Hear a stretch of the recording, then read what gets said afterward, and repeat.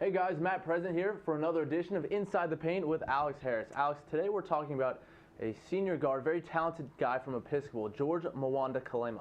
Yeah, absolutely. And George is a great young player, and he's going to be heading off to Brown University next year and doing a little bit of high academic basketball for him.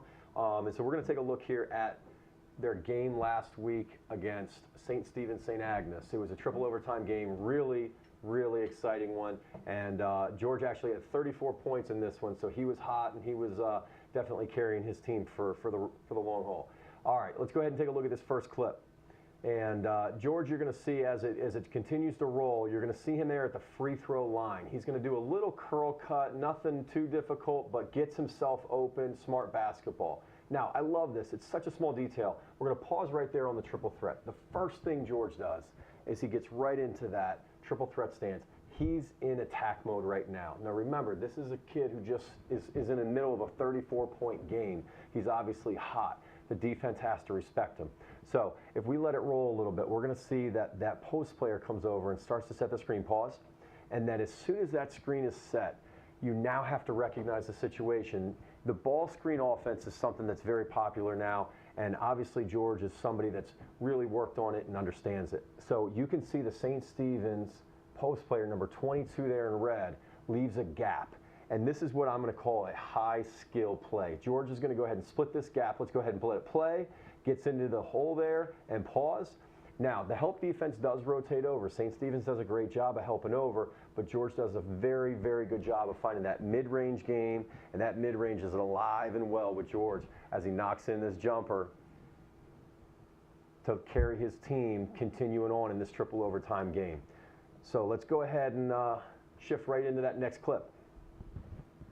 All right, so on this one, we're seeing St. Stephen's is going to get a little mid-range jump shot themselves against the zone.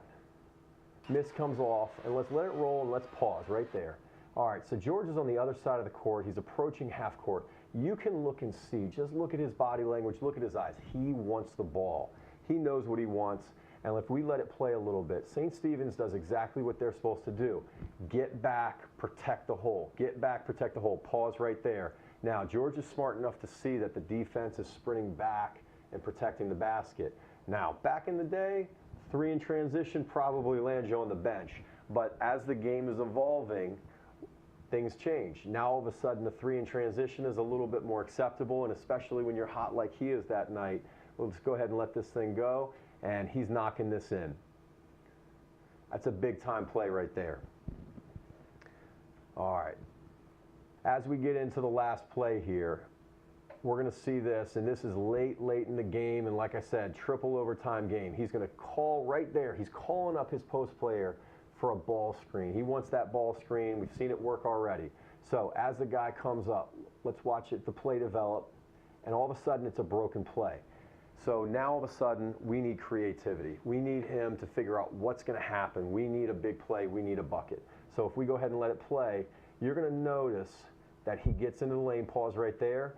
This is almost a little Michael Jordan winning the championship over the Utah Jazz right here. That's high praise. It is high praise. It is high praise, but this is a big-time shot. So let's go ahead and let it play.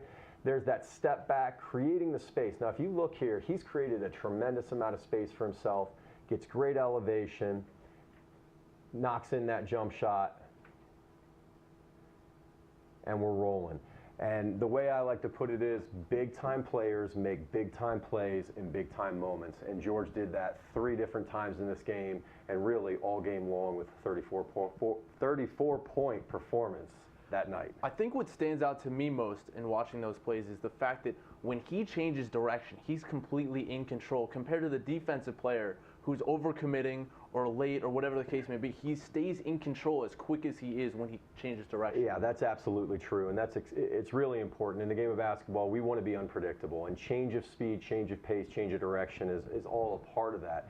And as you can see, that push-pull effect with that step-back jump shot at the end is really what's creating that space for him. For Alex Harris, I'm Matt Present. We'll see you next time on Inside the Paint.